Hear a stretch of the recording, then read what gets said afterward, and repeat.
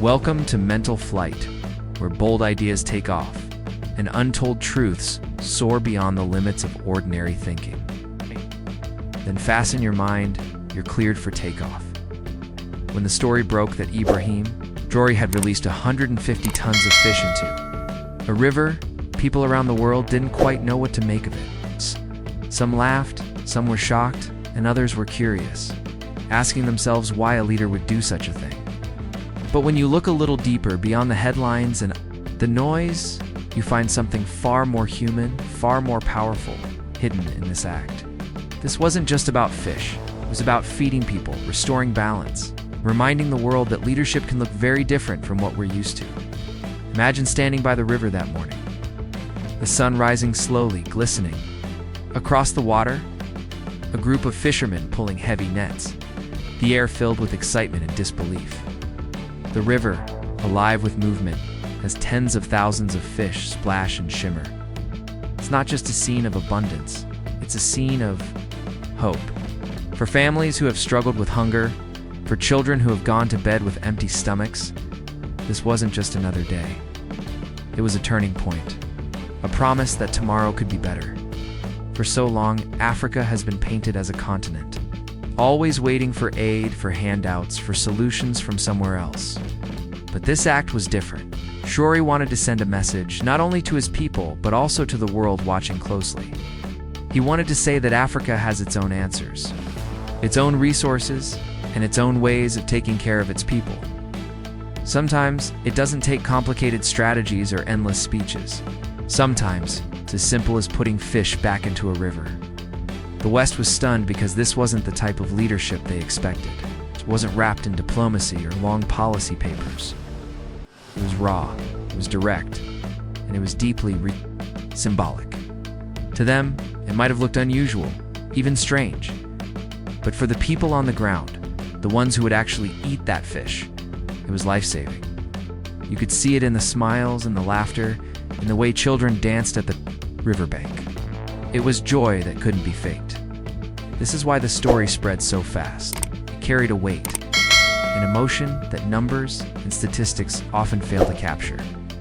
150 tons isn't just a number when you think about the meals it creates, the families it sustains, and the dignity it restores. It's a leader telling his people, I see you, I hear you, and I am with you.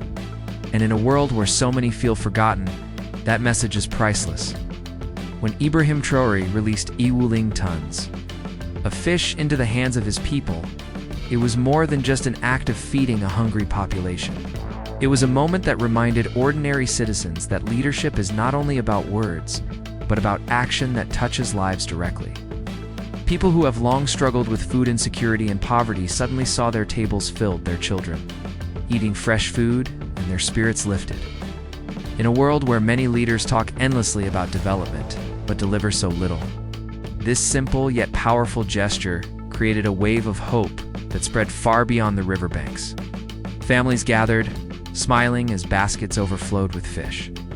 Neighbors shared meals, and communities felt alive with renewed energy. It wasn't just about satisfying hunger, it was about reminding people that their lives mattered, that they were not forgotten. For so long, many in Burkina Faso have felt neglected by the systems that were supposed to care for them.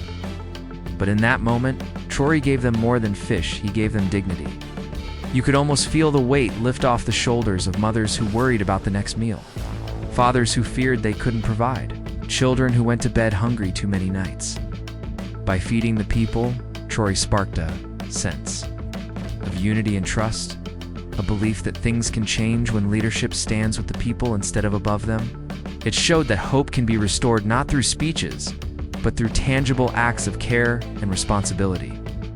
For ordinary citizens, that day by the river will not be remembered as just a fish distribution, but as the day they felt seen, valued, and believed once again that their nation's future was worth fighting. For when Ibrahim Traoré stood before his people and released 150 tons of fish into their hands, it wasn't only about food, it was a symbol of something much bigger. It was a moment that spoke directly to the soul of Africa, a reminder that self-reliance is not just an idea, but a reality that can be lived.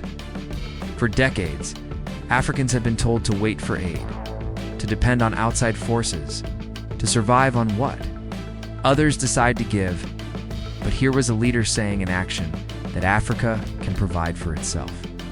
Watching fishermen pull in nets overflowing with life, seeing families walk away with baskets full of food, there was a deeper meaning hidden in those smiles.